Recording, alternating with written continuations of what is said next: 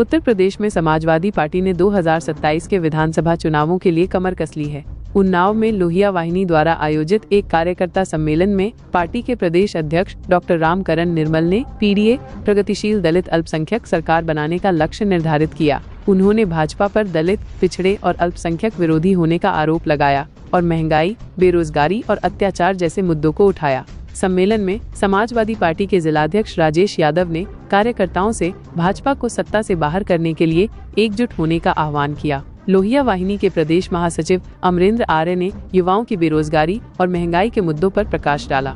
इस अवसर पर पार्टी ने संगठन को मजबूत करने के लिए नए पदाधिकारियों की नियुक्ति की। विवेक सोनकर, मो अजीज और शोएब अली को लोहिया वाहिनी में जिला उपाध्यक्ष और सचिव नियुक्त किया गया। सम्मेलन में विभिन्न विधानसभा क्षेत्रों से सैकड़ों कार्यकर्ताओं ने भाग लिया, जिसमें सुजीत रावत, शांताराम यादव और रोहित यादव जैसे प्रमुख नेता शामिल थे।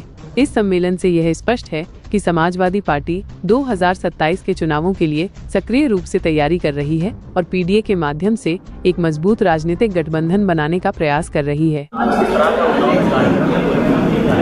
आज समाजवादी लोहिया वाहिनी के कार्यकर्ता सम्मेलन और आप माननीय जिलाध्यक्ष हमारे यूथ के चारों अध्यक्षों के नेतृत्व में आज एक कार्यकर्ता सम्मेलन, उस कार्यकर्ता सम्मेलन में हम लोग आए हुए हैं और जो माननीय राष्ट्रीय अध्यक्ष जी का निर्देश है, पीडीए जो उन्होंने नारा दिया है उसके संदेश को जन जन तक पहुंचाना और नौजवानों में जो पार्टी के निर्देश उसको बताया जाएगा। सरकार में आने के लिए 2027 में आने के लिए समाजवादी पार्टी मेहनत कर रही है, मगर लोहिया वाहिनी की टीम किस तरह से गाँव में जा रही है, लोगों के पास जा रही है, कैसे? समाजवादी पार्टी का हर एक कार्यकर्ता राष्ट्रीय अध्यक्ष माननीय अखिलेश यादव जी को इस संदेश को जहां जन जन तक पहुंचाने का काम करेगा, वहीं बाबा साहब डॉक्टर भीमराव अम्बेडकर के बनाए संविधान और उनके तहत मिलने वाले हक और हुकूक जो भारतीय जनता पार्टी पर हमला कर रही है, उस षड्यंत्र को, उस हमले को भी लोगों को बताने का काम करेगा। और पीडीए के जो परिवार बिखरा हुआ है, वो सारे पीडीए के परिवार के लोगों को एकजुट करके जिस तरह 2024 में हमने देश की तीसरी सबसे बड़ी पार्टी समाजवादी पार्टी को हमारे नौजवानों ने बनाया है, वो आने वाले 2027 में उत्तर प्रदेश में राष्ट्रीय अध्यक्ष माननीय अखिलेश यादव जी मुख्यमंत्री बनेंगे और भारतीय जनता पार्टी की विदाई तय करेंगे।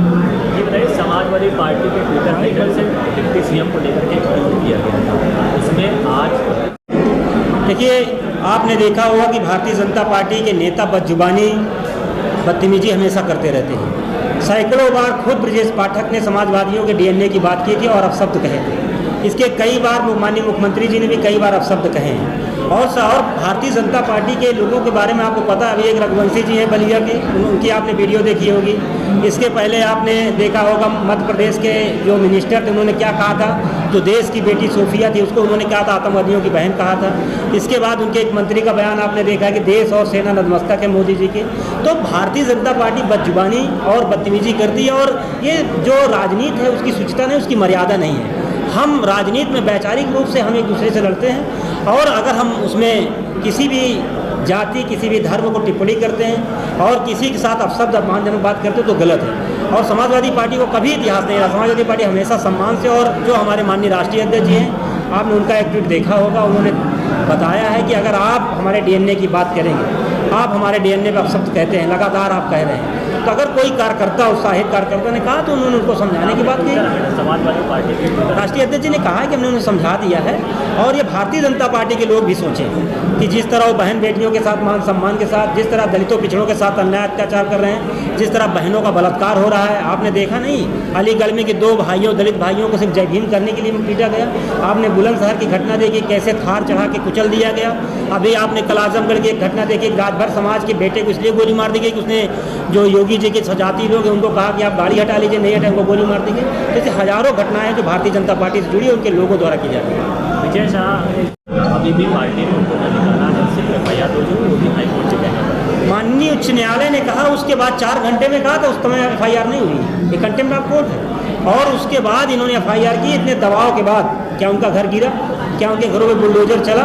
लेकिन अगर आपके घर, हमारे मीडिया पत्रकार भाई भी हैं यहाँ, अगर आप कुछ बात सरकार के खिलाफ लिख देते हैं, बोल देते हैं, तो आपका कहीं ट्विटर सस्पेंड हो जाएगा, कहीं आपका यूट्यूब बंद कर दिया जाएगा या आप पे मुकदमा दर्ज करके आपको जेल भेज दिया जाएगा।